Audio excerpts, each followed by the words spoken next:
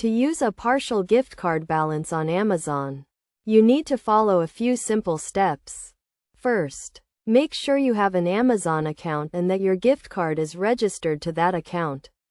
If you haven't already, go to the Amazon website, sign in, and click on your account and lists. Then click on gift cards and view balance. Next, add the items you want to purchase to your shopping cart. Once you have added all the items, proceed to checkout. On the payment page, you will see an option to add a gift card. Click on this option and enter the claim code on your gift card. If the balance on your gift card is less than the total cost of your purchase, you will be given the option to split the payment between your gift card and another payment method.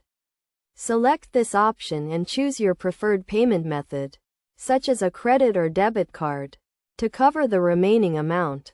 For example, if you have a gift card with a balance of $20 and you want to purchase an item that costs $30, you can use the gift card to cover $20 of the cost and use another payment method to cover the remaining $10. It is also possible to use multiple gift cards to split the payment, as long as the total balance of the gift cards does not exceed the total cost of your purchase.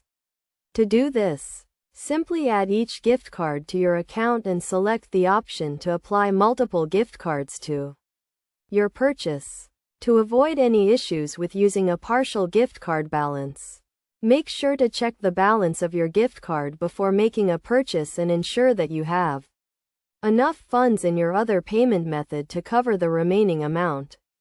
Additionally, be aware that some sellers may not accept gift cards or split payments, so it is always a good idea to check the seller's policies before making a purchase. By following these steps and best practices, you can easily use a partial gift card balance on Amazon and split payments with your gift card.